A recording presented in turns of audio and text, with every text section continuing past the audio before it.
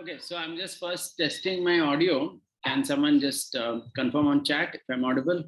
So we can just start. Am I audible? Yeah, thank you. Okay, so let's get started. Magyanatimadandasya jnananjanashalakaya chakshurunmilitam yena tasmai shri gurave namah. So welcome everyone for our second session today. So yesterday, if you recall, we spoke about the first principle of Gita, which is duality. And we spoke about we gave a lot of examples. Arjuna's duality. We saw several examples from Indian epics, our contemporary times, medieval times, right? And we also had a take-home message that one thing is, of course, one has to tolerate the flip side of anything. So we define duality as a flip side. So one has to tolerate and also pick the lesser of the two evils. We spoke about how there is something called as dharma, the right thing to do as per your nature or work, etc. And you just have to pick that option and continue with it rather than looking back. So the second concept today we are looking is called as diversity. So this is again a concept that comes in Gita. I'll start with the verse from the Gita, and then we will later go into it and understand how it is like that. In fact, this verse I had read yesterday. It is from the second chapter, verse number 4. Katam Bhishma Maham Sankhe Dronam cha Madhusudana Ishubi Pratiyotsyami Pujar Har Arisudana. Arjuna said, "O killer of enemies, O killer of Madhu, how can I counteract with arrows in battle men like Bhishma and Drona who are worthy of my worship?" Right. So he's asking, so basically here he's asking Krishna, how can he kill Bhishma, Drona, etc. So we will see the connection of this to duality, to diversity. So I have here two images on the screen, if you see carefully. One is that of a garden and the other is that of a forest, if you can observe those images. Okay, so there is something called as diversity, and opposite of diversity is uniformity, right? So a garden by its very nature is uniform, okay, has uniformity as part of it, whereas a forest has a lot of diversity. If you ever see a forest or hear about a forest, then it is extremely diverse in its flora, fauna, and so on. Whereas in a garden, there is a more structured uniformity. Generally, most of us, we may feel uniformity as something more easier to handle, right? And diversity tends to be a little confusing and even frightening. I'm sure if you are given an option between walking in a garden and walking in a jungle, you may perhaps prefer a garden because of the uniformity. Whereas a jungle can look extremely complex, right? But an interesting aspect of life is that the diversity gives a particular type of maturity to a person, which is not possible in uniformity. So I want to start with an example, something that happened recently. If you read the news, you would know that recently this particular thing happened where there were 4 children who got lost in the Amazon jungle in South America. So the story is that there was a plane crash and their mother died in that. But these 4 children somehow survived the plane crash. Their ages were 13, 9, 4, and 1 year old. So this was the age of the 4 children, right? The 4 children were 13, 9, 4, and 1. And for 40 days, they were in the jungle. 40 days. And when the rescue team finally found them, they were all they were hungry, but they survived. They were doing reasonably well. It was also mentioned that all these 4 children were indigenous, they belong to the indigenous tribes of that area. These were not some city children who had got lost in the Amazon jungle. There were children who were born to tribes belonging to that area. And from their childhood, they were taught how to eat fruits, roots, and so on, how to find different food stuff in the jungle and survive. It's something really amazing. Just think about it. If any of us, so how was this maturity possible for these children? The eldest of them was a 13-year-old girl. The 13, the 9, the 4, and the 1. These were the ages of the 4 children. How was it even possible that they survived 40 days in a jungle, right? An Amazon jungle is a very thick jungle with jaguars and anaconda and so many dangerous animals. When I heard that, I was thinking that someone who would have been raised in a city, if they were to get lost in a jungle like that, maybe even in a couple of hours itself, they would have lost their confidence and literally collapsed. Maximum 4 hours or 1 or 2 days, 40 days, it's 1.5 months literally. And there was a 1-year-old toddler as well. And the 13-year-old girl knew how to take care of her brother, this 1-year-old toddler. Okay, so the question really is, how could these children survive? And the answer to that is, they were mature due to the diversity they grew up in, because they belonged to the jungle and they belonged to the tribe where they had that type of training in their childhood, whatever small part was there, that they had such a maturity that they could handle it. I'm sure you would appreciate that anyone who was born and raised in a skyscraper in New York or Los Angeles or any other city in the world would have certainly died in that jungle. They wouldn't have survived this particular period. They wouldn't have even known how to find the right type of food in the jungle. What to speak of having the confidence to live there, right? So you would appreciate this point that a lot of maturity comes to an individual by experiencing a diverse environment. Whereas sometimes a structured uniformity, it doesn't give the same type of maturity to an individual. Right. There are many other psychological studies that have been done in the West. I read one of them which compared a tribe again in South America or Central America, Matsiganka, the tribe name is. They noticed that the children in this particular tribe, even as young as 6-year-old, knew how to receive guests, how to serve them food, how to, clean the place. Everything was known even to 6-year-old girls of this tribe. And these were typically, forest dwellers or, living in large families, dealing with different types of people. They had a maturity.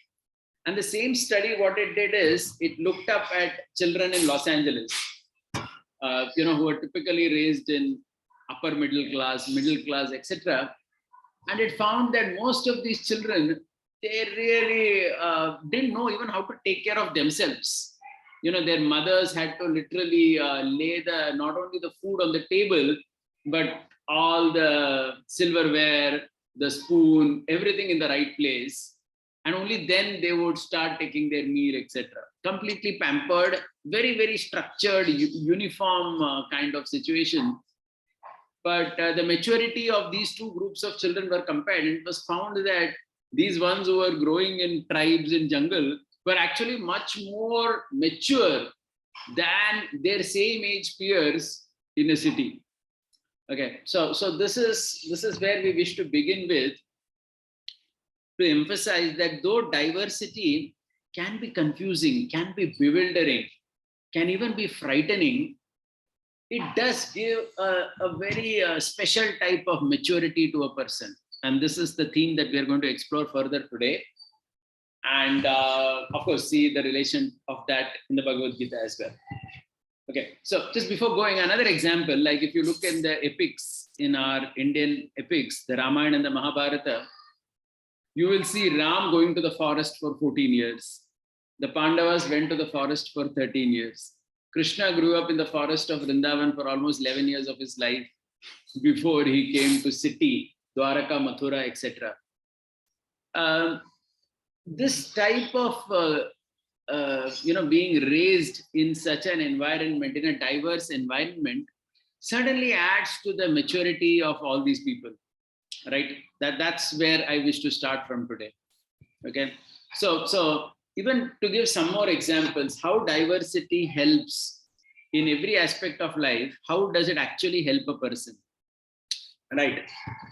So I had come across the story. This was the true case of a 21-year-old Mumbai millionaire girl. Okay, so this girl was brought up in a very, very wealthy family in Mumbai. However, she was,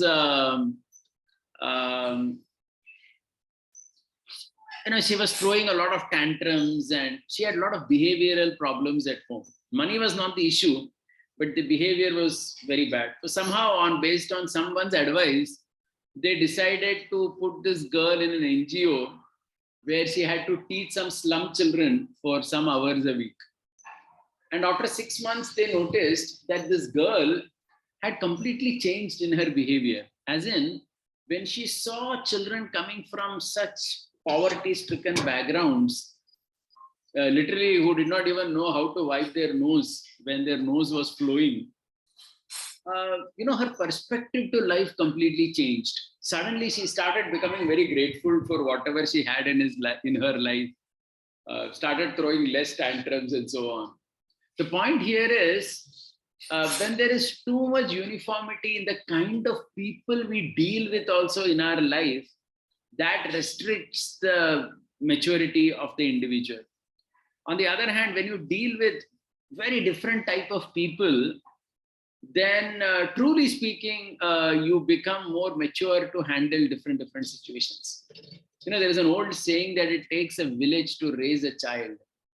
Why it was said like that was because a village represented diversity. There were all types of people there, which helped the growth of an individual.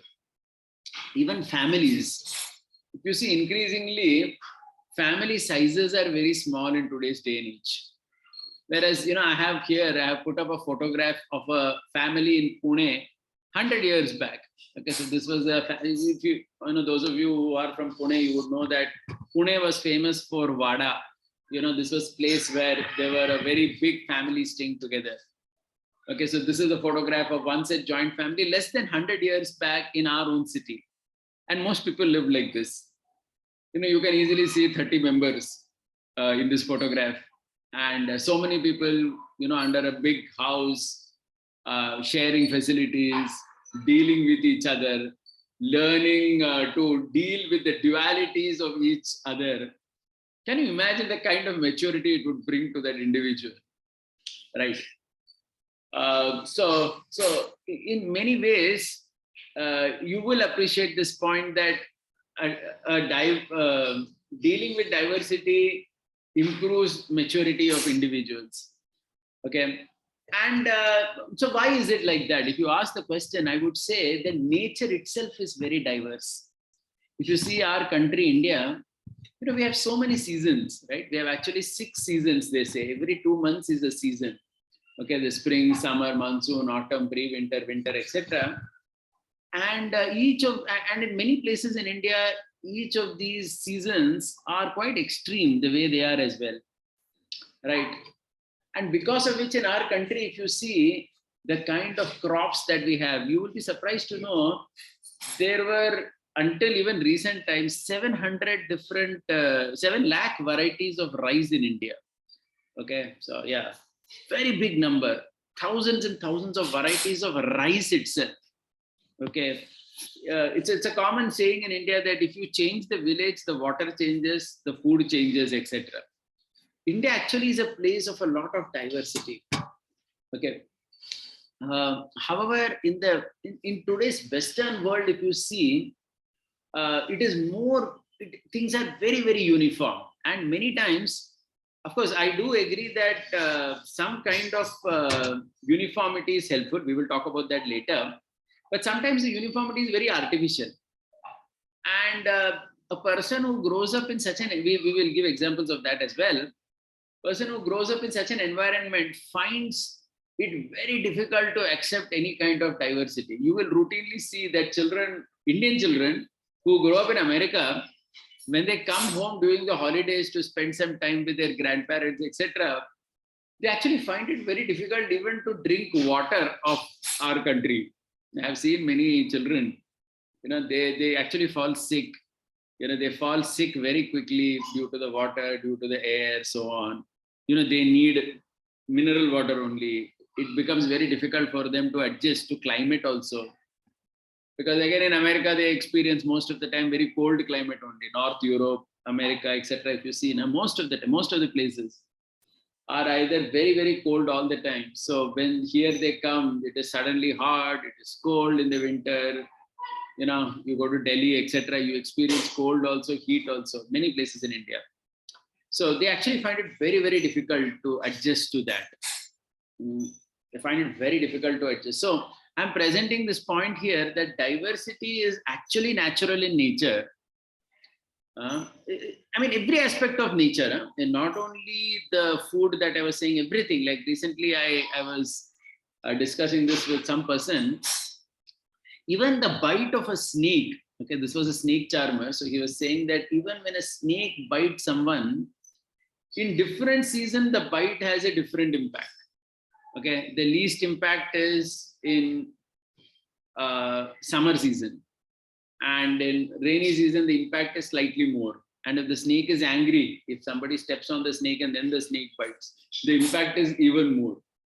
Okay, so it is the same bite of the snake, but depending on which season it bit, depending on how its mood was when it bit, the effect is completely different. Okay, so this is how nature itself is. Nature itself is like a jungle. Okay, now so going ahead in this theme, okay, now, okay, we spoke about nature, we spoke about that. Now I want to focus on one important point where we will bring Bhagavad Gita and more practical life as well. Diversity in individuals. So what happens, let me tell you that even individuals, if you take anybody, it is very difficult to see them as black and white. I hope you understand what is black and white. Seeing someone black and white means either seeing someone as very good or seeing someone as very bad. And most of the times, when we look at people, we end up looking at them like that. Okay, because we don't want to see the diversity. We want to see either only good in the person or only bad in the person. Okay, but actually speaking, life is having several colors. Every individual has several colors. It simply cannot happen that someone is only good or someone is only bad. It just doesn't happen like that. Okay, but when we do that, what happens is we end up either demonizing a person or over glorification of a person. So I'll give you a simple example. Let's take the father of our nation, Gandhi. Okay, certainly so many ideas he had, which of course are not implemented in India today, whether it is rural-based lifestyle, so many ideas Gandhi had about human civilization, how it should be, how economy should be, rural economy, etc. But actually very, very noble, very thoughts which no one really thought in his times. Okay, but at the same time, that doesn't mean that everything he said or every idea that he had was perfect. No.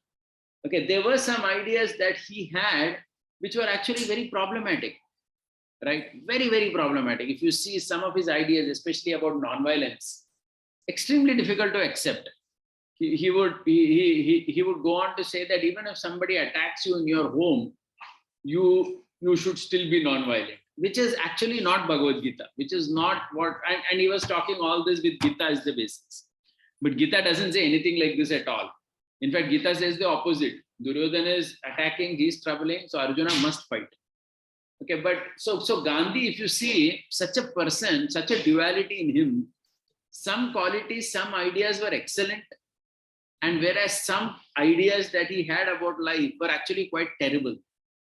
Okay, and again, even the appeasement of the minority that time, when India got partitioned, it was terrible.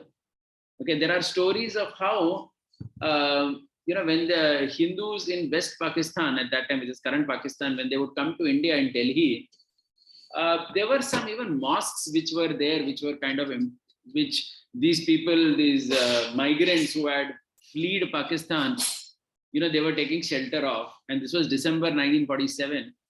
Gandhi insisted that, no, you cannot stay in that mosque. You should, and he literally ensured that they come on the road, without a facility. Even temporarily, he wouldn't allow them, saying that, no, it is a religious place of these people. So some ideas that he had, again, giving 55 crores to Pakistan at the time of partition. So some ideas he had about nonviolence, about the way he dealt with that political situation at that time, they were simply not acceptable to any man of a sane mind. Okay. So neither we can say that, so that's life, right? That's an individual. Every individual in the world is like this. He will have something good and some aspect of his will be very challenging for us to accept. Okay. Now, if you look at the assassin of Gandhi, which is Godse, certainly killing someone is wrong. And for that, he should be punished. And he was punished. He was hanged to death. But at the same time, one cannot say that Godse had no love for the country at all. No, in fact, his love for the country, Bharata, was quite a bit. It was even as much as what Gandhi had. He loved the country very much. Okay, he had a problem with Gandhi's certain ideology, because of which he decided to kill him, which was wrong. Okay, for which he had to be killed. But the point is, one cannot say that, generally what we would do is, we would see this as black and white. We would see someone, Gandhi, as only white, only pure, all ideas perfect and so on. And Godse as everything wrong because he was an assassin and he was just a terrible guy and so on and so forth.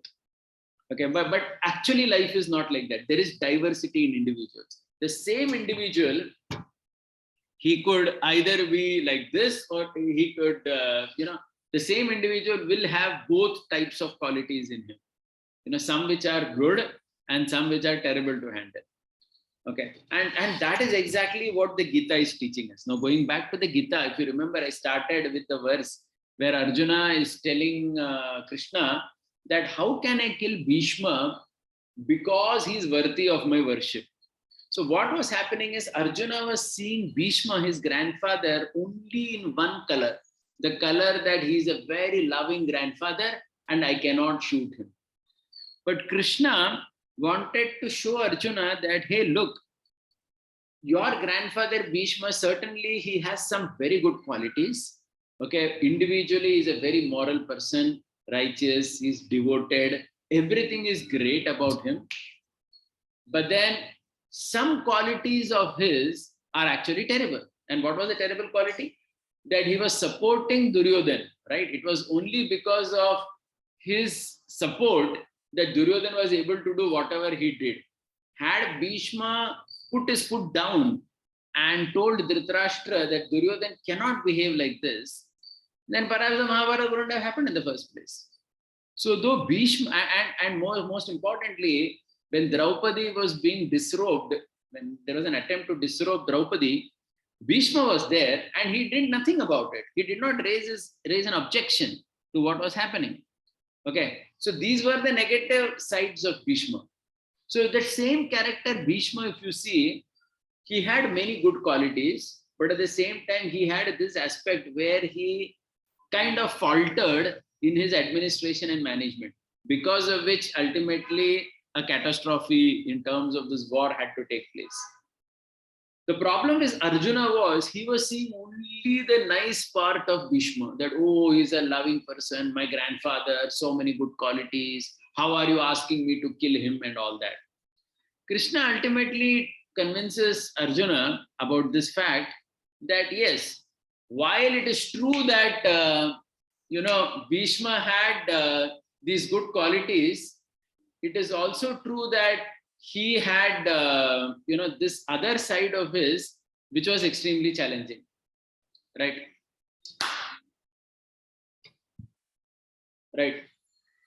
So that is the point which is being said here. So you cannot see Bhishma only in one color, the color of everything good. No, this is the other side. So this is something there in all our epics. Like for example, if you see Ramayana also, when Rama kills Ravana, at that time there is a discussion which he has with Vibhishan. He tells Vibhishan that you must do the final rites of Ravan. And in fact, Ram, even though Ravan was such a notorious person in one sense, he had kidnapped Ram's wife and given him so much trouble for 10 months.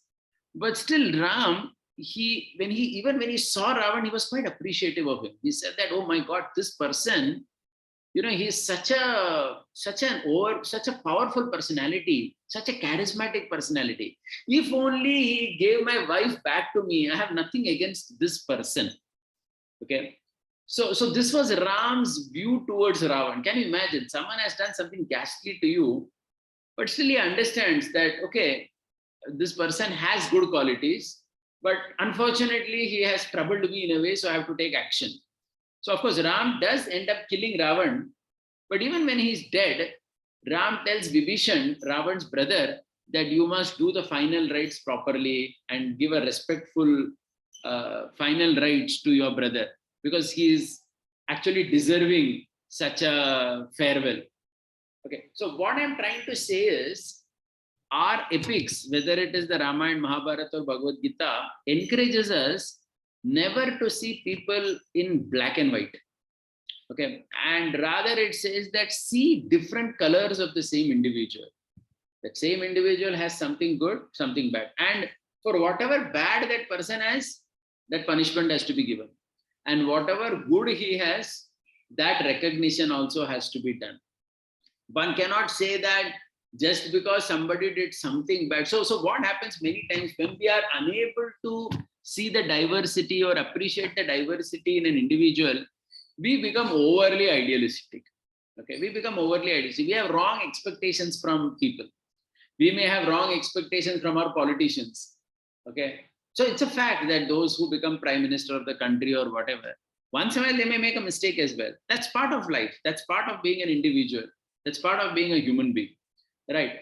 But then you have to see in the big picture whether by and large they did things which were favorable or not. Like for example, if you see Yudhishthir and Duryodhan in the Mahabharata, okay, Yudhishthir also had a fault. His fault was what? His fault was simply that he put his wife as a bet in the gambling match. That was a very big fault from Yudhishthir. So it is not that he's also without any fault, one fault he had, but otherwise he was a very, very righteous person, right? He was very thoughtful about whatever he does.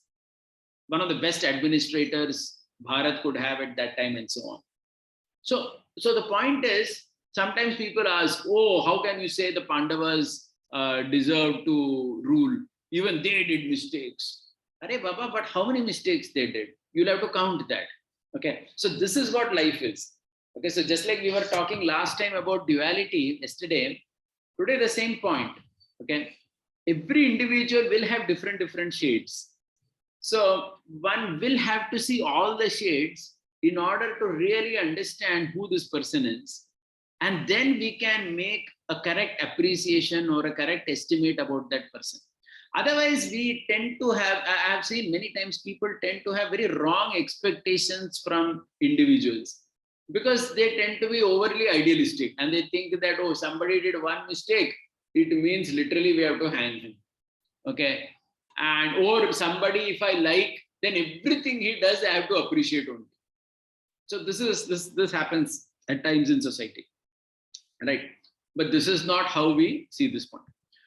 Now coming to another point, I wish to compare Sanatana Dharma versus Abrahamic faiths in this particular point, diversity and artificial uniformity. If you see Sanatana Dharma, it's something amazing. If you see the Western religious systems, they try for uniformity in every aspect of theirs. Okay, so there is uniformity in process. That means everyone has to have same type of prayer, etc. Right? If you, for example, if you look in Islam or Christianity or whatever, the kind of prayer that each one will have will by and large be exactly the same only. There is a uniformity. There is uniformity in destination. everyone who does something will go to heaven. Okay, there is uniformity in worship, right? And so it's very binary, right? If you know anything about the Abrahamic system, their reward and punishment is completely binary. Either you go to heaven if you followed their prophet, and that also just one prophet, not that there are multiple prophets, just one prophet they have, whom they consider as the most important prophet. There may be many prophets, but each of the big three Abrahamic faiths consider one person as the most important prophet. And they say that you have to surrender to him only. And if you surrender to him only, then you go to heaven. Otherwise, you'll go to hell forever. Okay. If you see Sanatana Dharma, it appreciates, or it has a lot of diversity in it, because of which it becomes confusing also. Like if you see modern practicing Hindus also, there are all types of people who have different types of practices, right? There are so many gods also in the process, right? Even the festivals are very diverse. Okay, so same Janmashtami or Gokulashtami, sometimes you will see Maharashtra Gokulashtami is on one day, and if you go to some other place, if you go to Tamil Nadu, Gokulashtami will be on another day only. Okay, so there is so much of diversity in the way worship is done, even in destination. Okay, here if you see, there is nothing like, it's not just some binary heaven hell. There are so many destinations possible for a person, and there are so many lifetimes in the first place, because reincarnation is accepted. Okay, so my point here is that Sanatana Dharma appreciates diversity, and because of that, in every aspect like that. Like if you take sexual orientation, nowadays there is a lot of talk about this gay and lesbians, right? I mean, these right, homosexuals. If you see in the Abrahamic faiths, homosexuality is strongly condemned. They are literally stoned to death. They have no place only there. Because in their system, either you are a complete follower or you can be stoned to death. There is nothing in the middle. Of course, nowadays, because of secularism in the Western world, at least they, quote unquote, they've changed a little bit, but their system, the religious system has not changed. Their political system has changed. But in the Middle East, again, they have not changed at all. Like if you see Iran, what happens, right? It's very uniform. Every woman has to wear that hijab or whatever. And if you don't, then you're punished and so on. Okay, similarly, sexual orientation. Homosexuals were always considered to be stoned to death. But if you see Sanatana Dharma, it accepted that such people are going to be there. Transgender homosexuals have always been accepted. They have a right to live together the way they wish to or whatever. There is no objection to that. The only problem is when they demand rights like marriage, etc., because that doesn't make any sense. Marriage is between a man and a woman in order to have children. What's this point of homosexual coming and calling it as a marriage or something? So that part is not there. But otherwise, they could live together. This has always been accepted. There is nothing like homosexual has been to be killed and so on. Okay, so my point here is Sanatana Dharma itself also had accommodated a lot of diversity, which actually makes a civilization, a family, an individual much more mature, because people are at different levels. So you can't give one thing to everybody. Everybody needs, even if you see the Bhagavad Gita, many places it will come in the 2nd chapter, 6th chapter, 12th chapter of Bhagavad Gita. When Krishna talks about, he talks about different paths in the yoga ladder, he gives various options. He says, you can either do this, if this is very difficult, this yoga system, then do this yoga system and so on. I'm not going into the details of the yoga system today, but I'm just making this point that the Gita and Sanatana Dharma presents everything in terms of options only. Why it is important? Because people are diverse. How can you have the same thing exactly given to everybody? Everybody cannot manage that, right? Because humanity is very diverse. So it cannot be possible that you give the same system to all the people, right? So what happens is the artificial uniformity is a problem. Now we will come to this point. The opposite of diversity is uniformity, right? Now this uniformity which is there, it can be natural, it can be artificial. Now I'll give you an example. Natural uniformity means, like if you see in our country, in different places, there are different type of food, right? There is a lot of diversity. But then in one place, if you see, by and large, people would have same patterns of what they would eat. Like if you see in Maharashtra, bhakri is traditionally more common, as a staple diet. Again, the way the dal is made, etc. It's kind of by and large uniform in certain places, which is in line with the climatic conditions of that place. Like if you go to the coastal areas, people eat more tamarind. If you go south, they eat more sambar, etc. because tamarind they use. But in these areas, they don't. So a uniformity does come up, but that uniformity is natural and it is not imposed. Okay, and that uniformity is in line with the prakriti or the nature. Okay, so uniformity certainly is welcome, but that uniformity needs to be more natural. Because again, see, try to understand, too much diversity in life actually also can become a little difficult to handle at an individual level. Like for example, I mean, this example may sound a little controversial, but I'm nevertheless giving it. Like marriage. If you see, why did people marry in the similar community with similar type of people? Because of uniformity. It was a natural uniformity. Because in a similar community, similar type of family background, you had a particular type of lifestyle, particular type of cooking food, particular type of wearing clothes, particular type of, having festivals, particular orientation towards money and so on. So that helped. Okay, but nowadays what you see is that, okay, anybody decides to marry with some Russian, Chinese, whatever. I mean, people marry all over. They find a partner from anywhere in the world. One challenge in that is sometimes that diversity, the too much diversity, can become very difficult to handle. So that's why the Indian culture recommended, while it recommended you to interact with diverse people in a family, with diverse kind of with diverse qualities in a person and so on, but at the same time it encouraged people to slowly move to a very organic uniformity in life, which actually helps you achieve some stability. Okay, but sometimes it does happen that in the world around that we see, the uniformity is very synthetic. It's kind of like I travel a lot for my work, and wherever I go, I by and large go to big hotels, 3-star, 5-star hotels, etc. Everywhere you go, these Taj and this type of hotels, if you go, JW, Marriott, etc. I'm just taking names just to give an example. But the kind of food, everything is exactly the same everywhere. It's kind of standardized in a very uniform, structured manner. However, traditionally, if you moved around in India, you would actually be exposed to a lot of diversity in the food, in the tastes of different places, etc. Okay, so there is diversity, there is uniformity. Okay, diversity will help you. It can seem very confusing, as I said earlier, but helps in maturity, right? Even calendar, if you see Indian calendar, I didn't even mention this. Our Panchanga system with nakshatra, tithi, and so on is also extremely, having all types of components in it, right? It's very diverse in terms of its presentation, which is why, as I said, sometimes festivals come in different days also in different places, etc. So on, right? Now going ahead, okay, let's move next.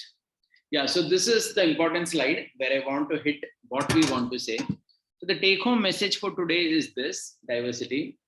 So first, the topic of diversity basically means that in nature, in people, right, you will see diversity naturally. And dealing with that diversity gives a particular type of maturity to an individual. We saw 2-3 examples. We saw the example of these 4 children who were lost in the Amazon forest. And they indeed survived only because they were much more mature than someone who did not have such an upbringing of experiencing diversity. I also spoke about that tribe versus the Los Angeles children, that experiment. And I also gave an example of how in joint families, when you deal with different people, you get a maturity.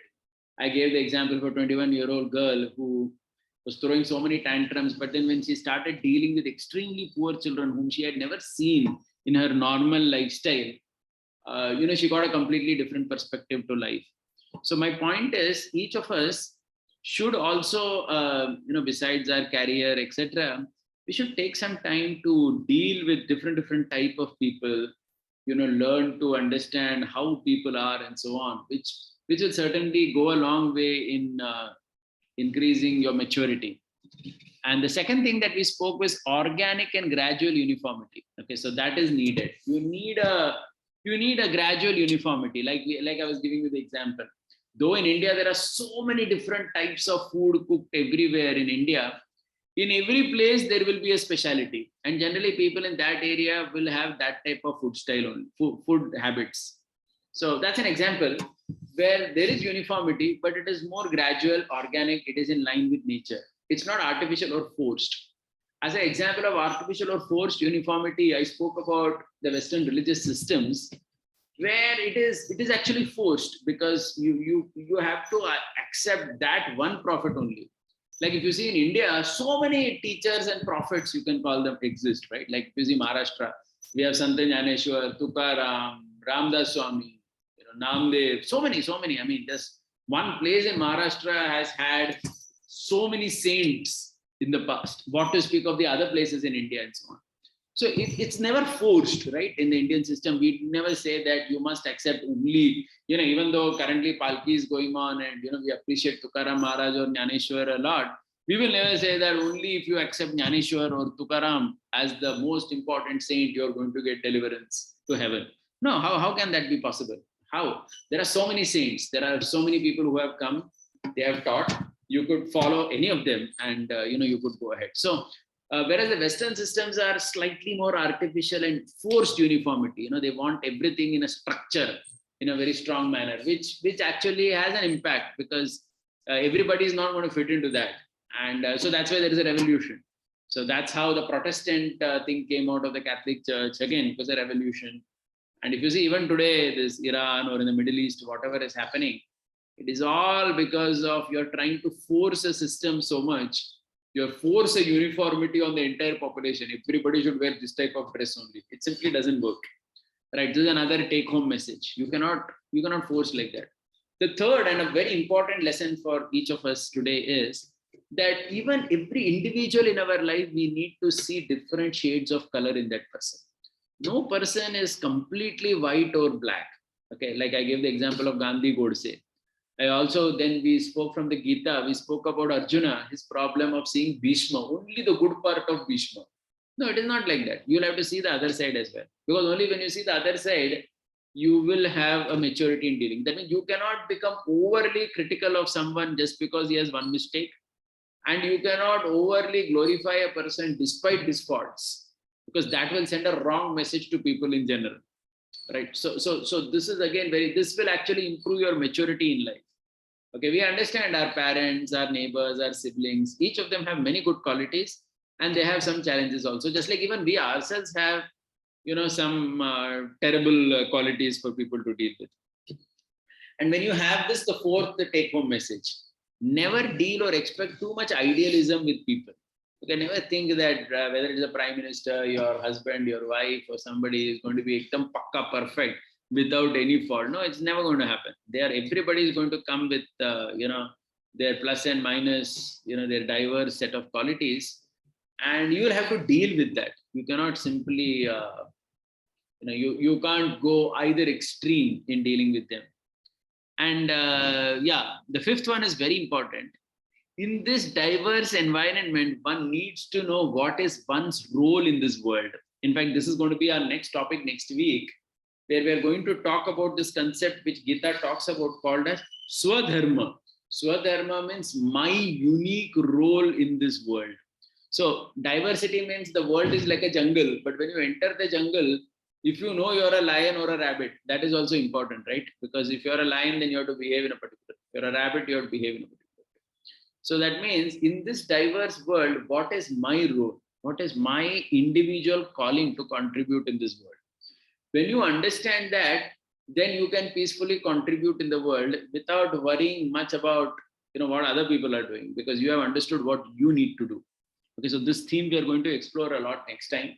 But our diversity is going to take us to this particular theme. And finally, we spoke about the yoga ladder in the Bhagavad Gita. Krishna speaks about Karma Yoga, Jnana Yoga, Ashtanga Yoga, or Raja Yoga, Bhakti Yoga. And in each of that also he gives options. Like in Bhakti Yoga in the 12th chapter, he says, as a bhakta, he says one should always think of Krishna and chant his name and sing and so on. But then he says, if you cannot do that, at least have some sadhana for some part of the day in your life. Right? You may not be able to always think of God, like some Tukaram Maharaj or somebody, but at least you have some part of your life, maybe 5 minutes, 10 minutes, 15 minutes, whatever you can, where you do some yoga sadhana and try to progress in your spiritual life. So the Gita is entirely like this. Krishna presents Gita as a book of options. He presents it as a book of options, understanding very well that people are extremely diverse, and hence you cannot just force one thing on someone. Right? So thank you very much. We will take some questions now. Anyone with any questions, you can let me know. Thank you.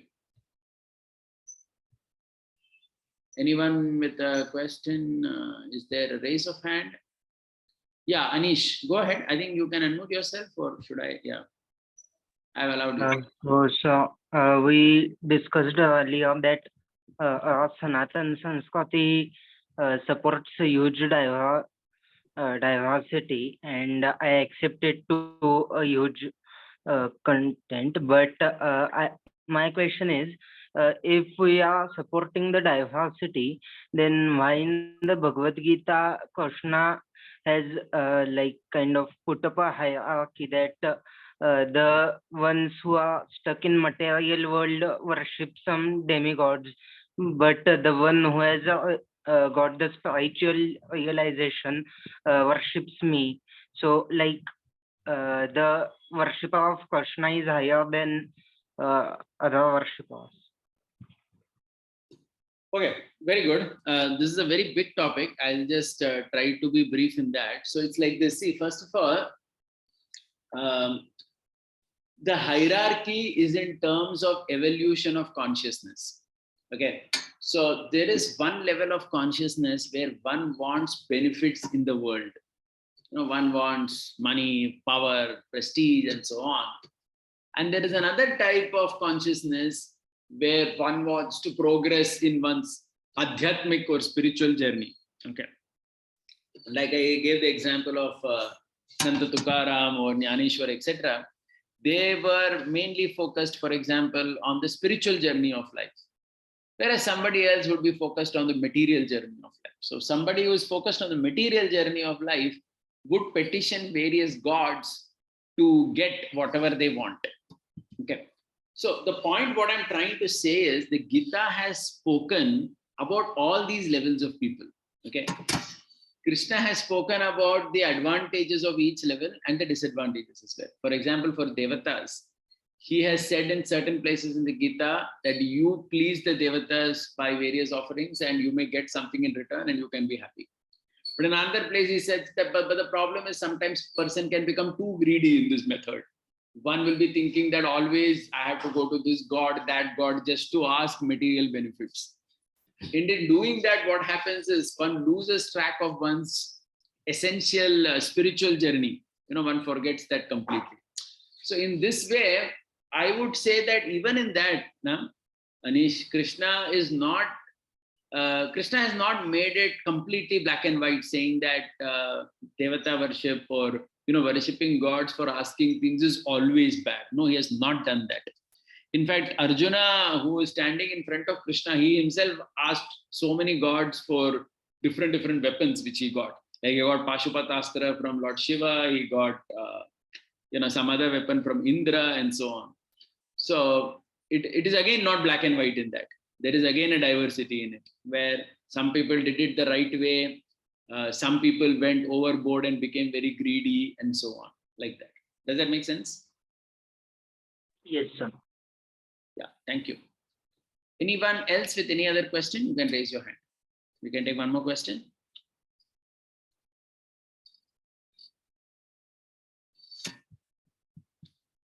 Okay, so I also request all of you, to deeply think about the subject matter that we discuss.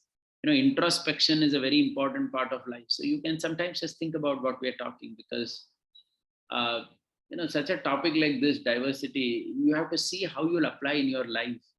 You have to see your own surroundings, the people you deal with. You have to think about this, how this would actually help you very much in your personal life. So there is something called hearing, Shravanam, and then there is something called contemplation on this topic, right? So thank you. I request all. Okay, so is there a question on the chat? 1 second, let me see. Chat, yeah. Nothing is purely black or white. So how the Bhagavad Gita is gray? Okay, I'm not understanding what this is, but the point is, so when I say black or white, what I mean is just two options. Okay, either this or this, right? Either you follow. See, Krishna has never said, like if you see the Abrahamic faiths, it is primarily black and white. Try to understand what is black and white. Either you are a perfect follower of the God who is going to go to heaven. Like, for example, when a person dies in the Western world, they bury the person, right? And generally, you may have seen when people die, when they have to do condolences, they write "RIP," rest in peace. What is their idea? Their idea is that when a person is buried like that, he's buried till the day of judgment. And on that day of judgment, everybody arises from the dead, and binarily they are sent to hell and heaven. Those who believed in their God via their prophet only. That means not that, suppose if somebody says, I believed Santa Tukaram as a great saint and I was chanting the Abhangas of Tukaram, etc., they will not appreciate that. No, they'll say you have to go to hell only because you did not accept that XYZ prophet. Okay. So you have to accept that prophet, only then you will go to heaven. Otherwise, permanently hell. This is binary classification, right? But in the Bhagavad Gita, Krishna is never like this. Krishna is not saying that, if somebody did not worship Krishna, then he is necessarily going to go to hell. No, he will never say that. Okay, everything is, there are so many ways you could approach. And there is one famous verse in the 9th chapter where he says, Ekatvena pratatvena bahuda vishvato mukam. Somebody worships God as the Brahman, the one undivided form. Someone worships him in multifarious forms. Someone worships him as a universe itself, because Prakriti itself can be viewed as a form of God and you can approach it like that. So the point is, it's never that only this or this. No, the options means, why are options there? So I will not even say the Gita is gray. I will say that the Gita has all colors in it. Okay, just like you want to paint your house, sometimes you call the Asian paints or these people, they bring a book. I wonder you have noticed that. They bring a book where there are so many colors. In fact, it can become very confusing if you have ever done that. If you look at that chart, all the colors that exist, my God, you feel that what is this? So many colors. It's very difficult to choose which color I have to color my house, right? Like that. Okay, I hope that answers that question, whoever asked that. Yeah, if there's no other question, we will stop here. So we have a break of 2 days. We next meet on Monday, right? Monday at 8 o'clock. Thank you very much for your kind attention. Thank you.